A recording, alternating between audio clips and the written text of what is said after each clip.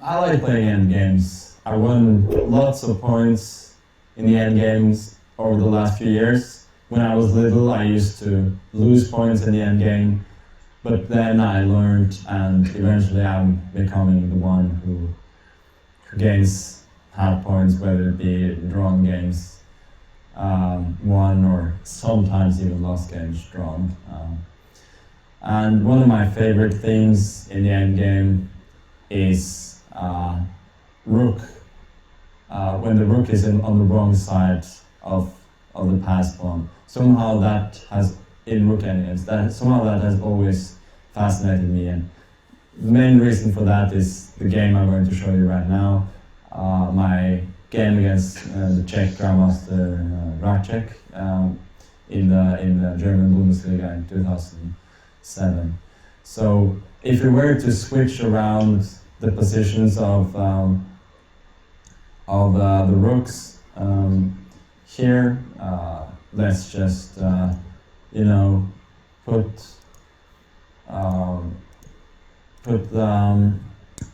the white rook on b2 and the black rook on b8.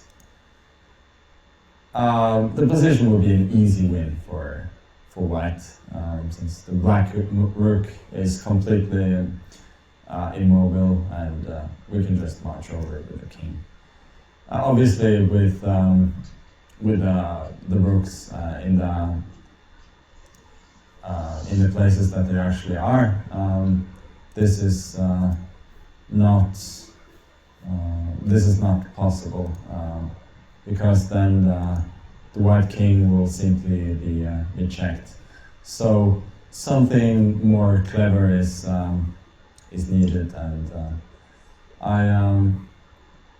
I really like the idea that happened in the game.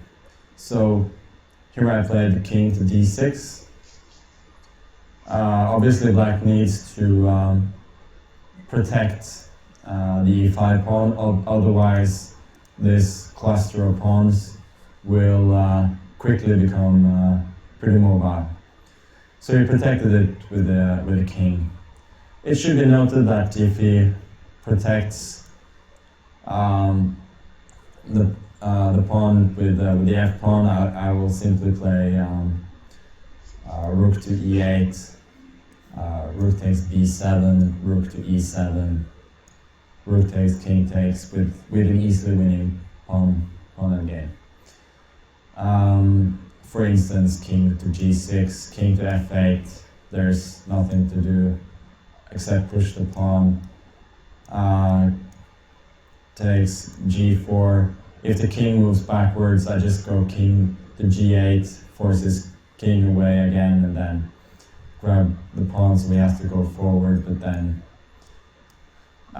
once again he's not in time, and now it's important just to play king to f5 rather than capture any of the pawns, and wherever he goes I capture the pawn the same way as the black king goes. So he played king f6 instead, which is the only chance. And now quite a bit of imagination is required to win the game. Obviously, rook h8, rook takes b7, rook h6, king g7 is not enough, because I need to move the rook. I cannot take this pawn, and my extra pawn will be basically meaningless. So instead, already a long time ago, I had found this idea. Obviously, I needed to verify whether it actually worked. So I played f4.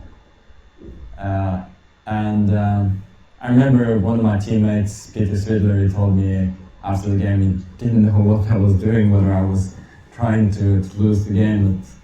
But then when he saw my idea, he sort of calmed down. So he has no choice but to take it twice. Now comes the point of my idea, rook to g8.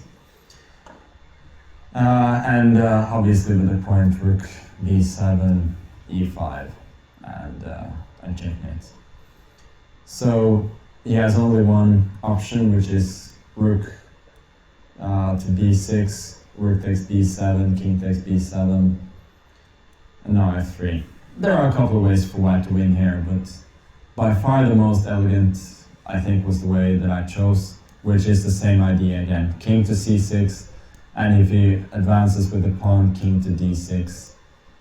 And once again, is checkmate. So instead he chose king to e5, but now e8, king f4, king d5, and rook to f8 on the next move. It's completely lost. I guess it is quite a bit better to have the rook behind the passed pawn than in front of it. But this game goes to show that there are many resources, and that even in simple endgames it's often possible to play for a mate. And that is one of the fascinating things really about endgames. And every time I have the possibility since to get the rook in front, I'm always looking for getting the rook in front of the pawn and trying something like this, because the nice thing about having the rook in front of the pawn is that the opponent's rook can never move away from that particular file, because then the rook will move away and the pawn promotes. So it decreases your options, but also decreases your opponent's options. So remember always to look for checkmate even in endgames.